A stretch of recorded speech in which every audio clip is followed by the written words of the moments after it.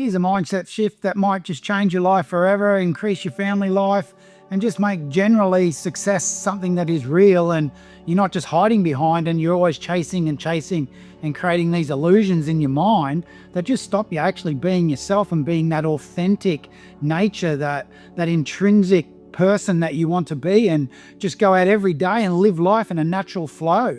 So what we're going to do is we're going to target some of those things today and actually explain to you how you can actually work around that and make it work for you so you can succeed in life, in family, and personally, which is the main point, which is what my absolute passion is. So the success trap is one of the first things. Is what happens is you tend to live in like this illusion where you need more. You're never quite smart enough. You always have to go and get this accreditation, or you need to hit this goal milestone to fulfill yourself. But what happens is it ends up a very dangerous trap, because what you tend to do is you just keep working, or you keep so focused on something and you get that tunnel vision, which is great because you need to do it. You need to be able to focus and achieve goals and succeed. You need that beginning, middle, and end to anything that you do. But you can't sacrifice yourself on the way of doing it. And that's what we see with so many business people and so many leaders out there. They sacrifice themselves to make the better cause out there. But what they don't realize is when they empty that tank, it just doesn't happen. It slowly just chips away at them. And after a while, it ends up stacking inside, mentally, physically, and emotionally. You actually store it and you end up stressed or anxious. You end up sacrificing your family life, your business life, and yourself. But what happens is you've got a visible state, okay, which is how everyone sees you, the way that you dress, the way you turn up to work, the way that you speak to people, the way that you actually, anything that's visible throughout the world. The way that you actually perceive yourself to be seen and the way that you want to be seen. You have that. So think of it like an iceberg. It's above water. It's the small part that you see above water. It may look like a mountain, but the depth of it is underneath the water. And then you've got your subconscious, which is the non-visible part. And that's where your habits and your thinking's formed and your emotional reactions to things. Okay, and then you've got your deep subconscious, which is your socially emotion conditioned side of it, which is stored inside you, but you don't realize, you don't understand. You have no control of it. When you don't, what you need to do is actually feel for yourself and understand how you feel. So then you can control your stress. You can control your anxiety, and you can start to heal yourself so you can turn up without this shield. Because one of the biggest problems we have in life is we put this shield on, and shields are great because they protect us, right? And things come at us and it's always protecting us. What's happening is you're blocking something internally. You get that internal reaction. This is stress we're talking about now. You get an event happen, an internal reaction, so you feel it. You might sweat up, you might think angry thoughts, you might be disappointed, you might even just simply tell yourself you haven't done enough when you have. So you get this internal reaction, then you get an external reaction where you do something. And that is, you might play small when you actually go to that next business meeting when you've got to stand up to do your presentation. Or you may just tell yourself that you're not ready and actually feel bad about it. So you have this external reaction, which leads to a subpar result. And that just keeps looping around, and that's what your stress is. So to understand your stress, you really need to start looking at yourself first. You can't go externally for it. You must go internally and dig. And once you go in and dig and you actually find yourself, you can come out, and you come out naturally. And when you do that, that's when you're seen as a better leader. That's when you lead with better informed decisions, where you're not reacting on something that's out of your control. So what happens is you tend to want to get this success, and you get caught in the vortex of, I need success to be fulfilled. Whereas you're always relying on an external validation to actually get this. Anyone can become smarter. They can just go out and learn something, read a book, listen to a YouTube, do anything to become smarter. It's not hard. When someone externally or something externally says to you, this is what you are, please challenge it. Go into yourself and ask yourself and find out on the mental, emotional, and physical side what your truth is.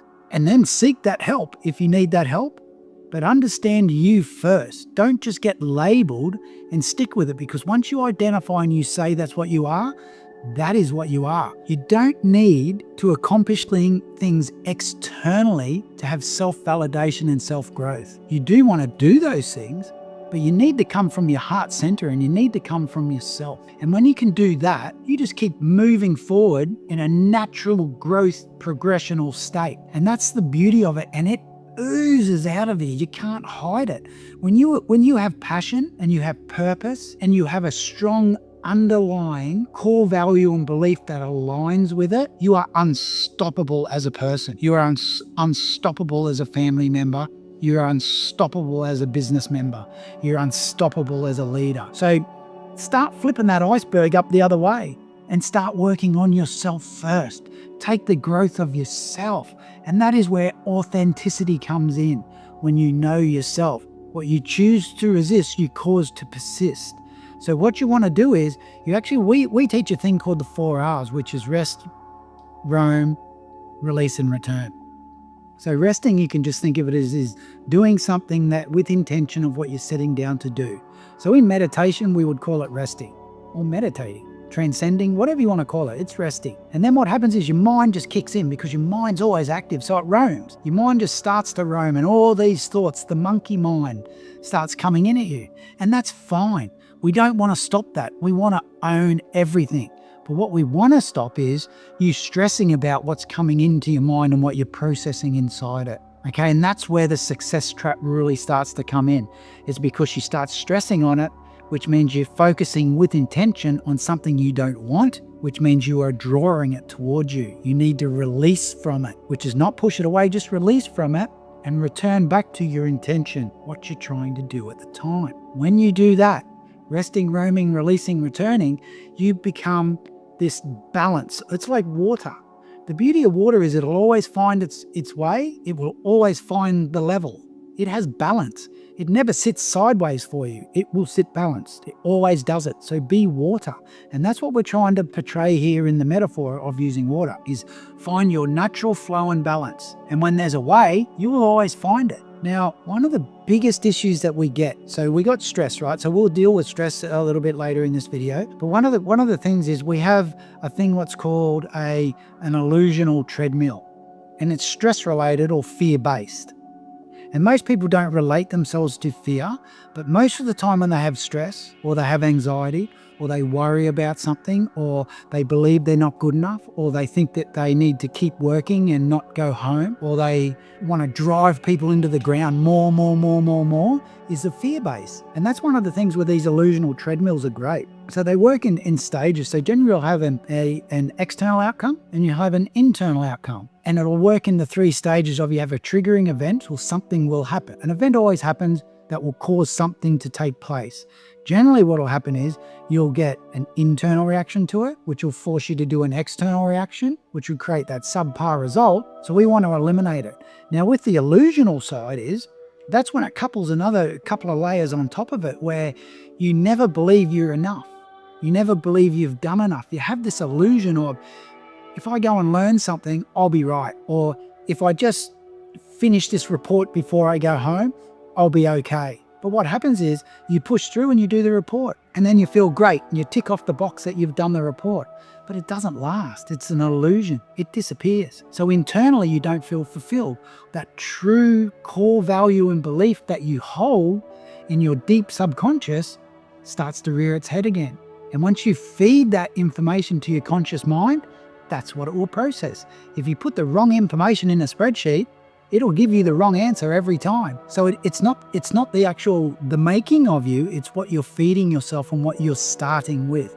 So the work that we do is it works on your root causes first. And we find them. When we do that through the stress cycle and we use illusional treadmills, defending, avoiding treadmills, income treadmills, wealth treadmills, whatever we need to do for that specific person. There's so many of them, but the illusional one is the one that really hurts, is because it doesn't let you get out.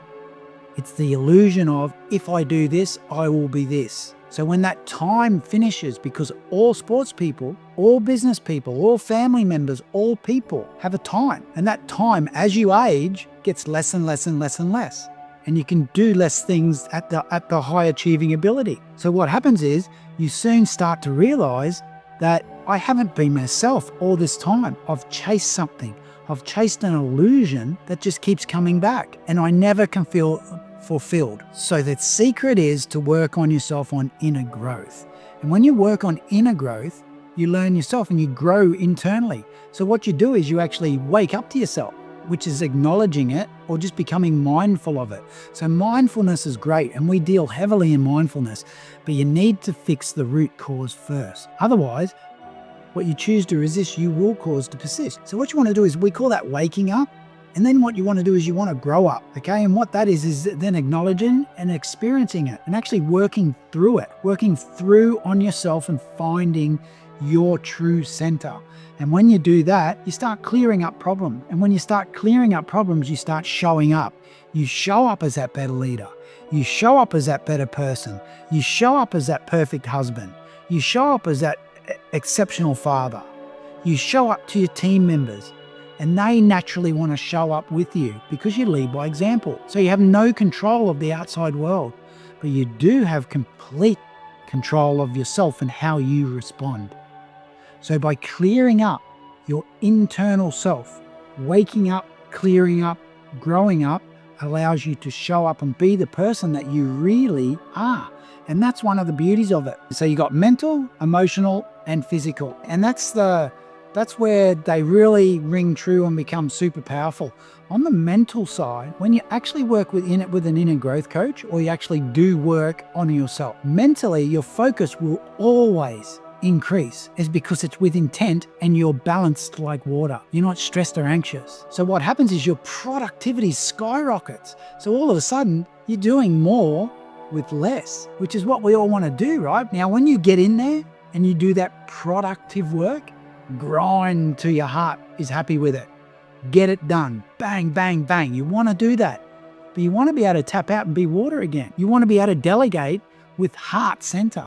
So when you do it, you give it to that person and you allow them to do it. So what happens is your focus increases, your productivity increases, and your creativity increases. That's on the mental side. On the emotional side, which is where we do a lot of our work and what generally affects most people, is what happens is your stress will come down as well. Your anxiety will drop and your happiness increases because you become more fulfilled. You are more happy. You're more content, even though you are thriving and driving forward with growth, because you're coming from a full cup. You're not coming from this empty cup that's always depleting and then expecting it on the other side. Now, on the physical side, the third one, your blood pressure goes down. And that's a great thing. Your pain can start to go down and your rest starts to come into it. So your sleep patterns become better. You can relax when you want to relax. You actually have a relaxed alertness. And that's the beauty of it. So you're training your mind to become relaxed alert. So you can move into the alpha brainwave states or the theta brainwave states. So you can be very alert, be very productive, be super creative, be less stressed, less anxiety. You're enjoying what you're doing because your happiness is better. You're balanced is because your blood pressure is going down. You're not feeling pain, whether it's in the mind or in the body. And you're resting when you need to rest, but you're achieving your goals. You're living in your passion. You're thriving in life personally and professionally, all because you've learnt to look after yourself. You've learnt to find where your deficits are and move them forward. So what you do is you move from on the emotional treadmill wheel, we actually call it, you have hurt, sadness, anger, grief, or you have peace, joy, happiness. So by changing your default to the peace, the joy, the happiness, and all the derivatives that go with it, when you default that way, that's how you come out of the gate. So when you're out of control, when you hit a stress cycle, when an event happens in your life that you have no control of, and you generally react, what this does is you come from your core values and beliefs, which are your joy and happiness. I'm productive, I am good enough, I'm complete as I am. I want to learn more, I want to grow more, I want to achieve more, but you are complete the way that you are. If you don't hit it, you are no less of a person. You understand your underlying self, which means when something comes at you that you have no control of, your uncontrollable condition comes out the gate and leads to you and feeds your conscious mind on information that it can process, which is to your benefit. So you effectively respond because your conscious mind says, don't go where the truth is. It's easier to stay here. But let's face it, if you're overworked, if you feel overworked, underpaid, you don't feel successful enough, you just have to live in a grind that you can't get out of, or you even want to go somewhere and then you feel like, I don't deserve to be sitting at that table. So when something happens up, and this is called showing up now, showing up as yourself. So when we start to weed out what our real underlying problems are that aren't related to the actual triggering event, because we tend to blame it. We'll always blame what happens in front of us. That's why we get angry at the employee, or we get angry at our partner, or we get angry at our children, or we get angry at something that we thought or didn't do, or we believe that they think about us. We don't want to do that. We want to weed that out. It's like weeding a garden. Just get it so you actually heal yourself and you become comfortable with who you are. So you don't suppress anything. You're actually comfortable with who you are, even the bad parts, warts and all. We want to love ourselves for who we are. Because let's face it, you can't go back and change it. You must allow it to exit the body, whether that be verbally, through your thoughts, emotionally and physically.